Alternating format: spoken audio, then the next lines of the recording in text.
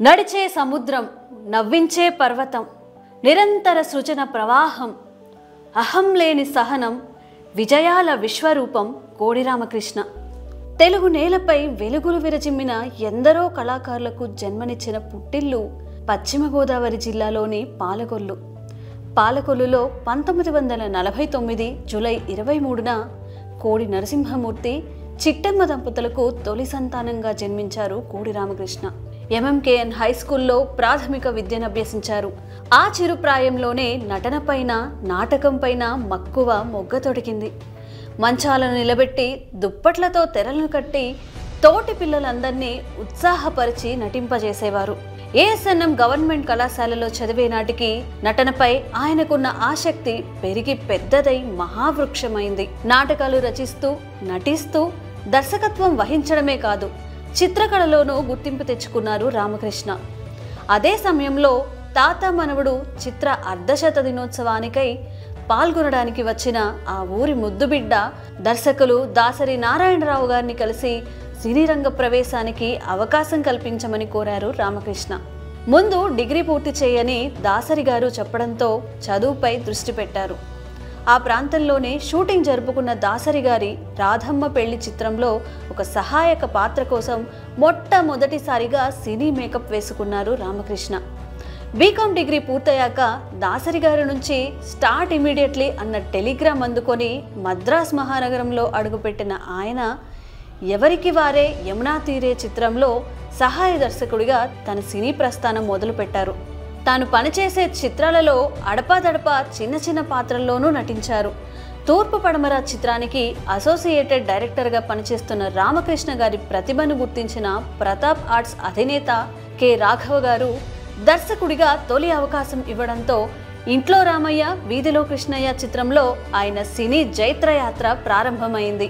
ఎన్టీఆర్ మినహా ఆనాటి అగ్ర హీరోలందరి చిత్రాలకు దర్శకత్వం వహించిన ఆయన చిన్న తారలతోనూ విజయాలు సాధించి దర్శక సవ్యసాచిగా కొనియాడబడ్డారు.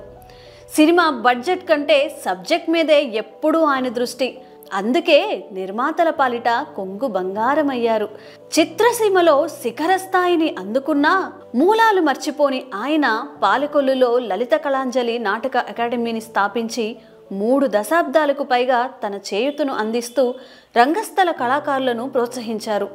మన ఇంట్లోనో పక్కింట్లోనూ జరిగే సంఘటనలను సన్నివేశాలుగా మార్చి మన మధ్య తిరిగే మనుషుల స్వభావాలనే పాత్రలుగా మలచి ఎన్నో కుటుంబ కథలను రూపొందించారు. 1983 జూన్ 19న పద్మగారిని వివాహమాడి కుమార్తెలు దివ్యదీప్తి, ప్రవల్లికలకు జన్మనిచ్చారు.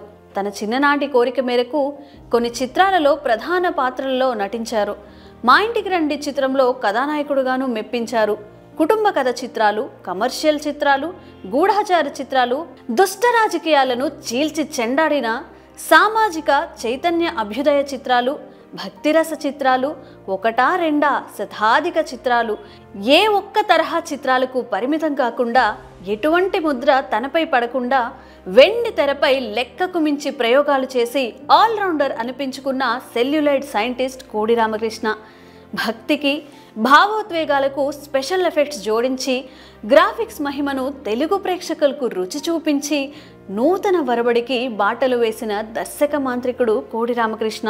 తాను ఎదగడమే కాకుండా ఎందరో నూతన నటీనటులను, సాంకేతిక నిపుణులను వెండితెరకు పరిచయం చేసి మరెందరినో విజయ తీరాలకు చేర్చి గురువుకు తగ్గ శిష్యుడు అనిపించుకున్న మార్గదర్శి కోడి రామకృష్ణ. తన శిష్యులను తన స్నేహితులుగా, తన కుటుంబ సభ్యులుగా అభివర్ణించిన స్నేహశీలి. ఓ శతాధిక చిత్ర దర్శక శేఖరా, భౌతికంగా మీరు ఈ లోకంలో లేకున్నా మా మనోలోకంలో మహారాజులా ఎప్పుడూ కొలువై ఉంటారు. తెలుగు సినిమా ఉన్నంత వరకు మీకు మరణం లేదు, లేదు, లేదు. గురుదేవో భవ.